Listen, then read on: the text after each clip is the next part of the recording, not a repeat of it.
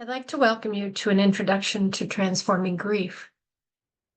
So many of us experience grief, and yet there's so little support and help for us.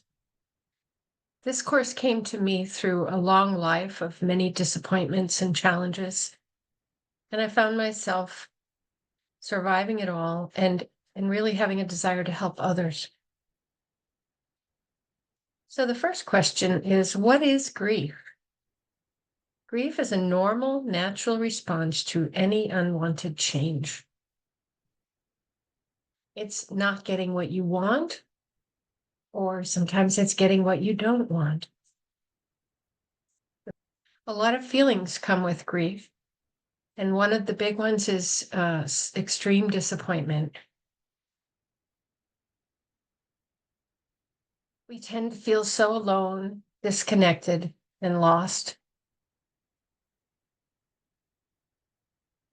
We might just wonder, how are we ever going to get through this? Is there an end to it?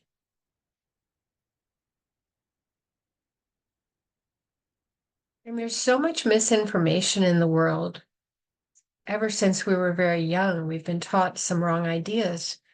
So it's like the water we're swimming in. It's so familiar. People just don't understand.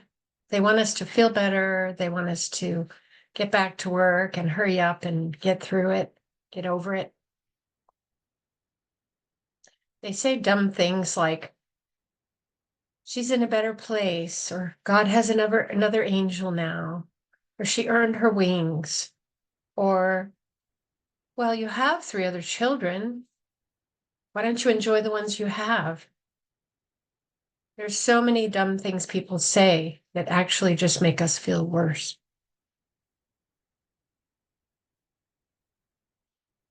For better or for worse, fortunately or unfortunately, we find out who our friends are. Sometimes a person who was your friend disappears. Sometimes someone you had never met before becomes your friend. But our whole world can be just in an upheaval when we're in deep grief. We try to cope. A lot of times we stay busy. We pick up habits like Netflix or drinking or other things that we might not have been doing otherwise. We just try to find ways to cope. And when we try to cope, a lot of times it's to hold our feelings down and not express them. And just like this little sprout in the picture, we wonder if we'll survive the harsh conditions in the world around grief. Grief requires special care. It's not something that we can just ignore or treat badly. I love the elephant community because they really stick together and they know how to take care of each other. It's so important to listen without judging, criticizing, or trying to fix. The conditions of grief can be very extreme. And if we can just sit with the person and allow them to be exactly where they are, it helps. So there's a lot of things we can learn about what to say and what not to say.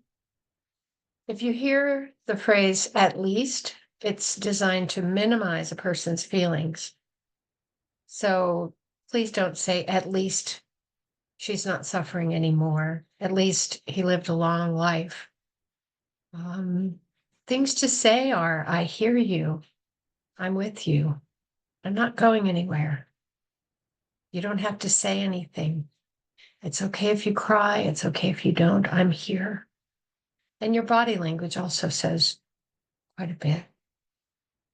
So we have to learn to sit with the uncomfortable feelings, which is what people avoid in grief. Life has uncomfortable feelings.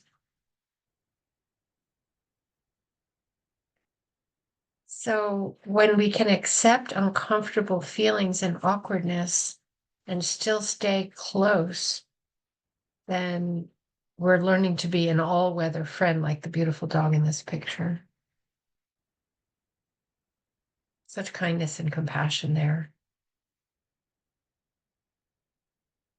And eventually, hopefully, things start to look a bit brighter. But we really can't try to change the griever or get them better or fix them in any way. So again, this is just a short introduction. We have some wonderful programs, and I would love to invite you to join us on this journey. There's so much to learn, and there's so much to learn together. So the contact information for me is goodgriefwoman@gmail.com. My website is www.shantivani.com. And I hope you've enjoyed this brief presentation. I want to thank you for being here. Feel free to contact me.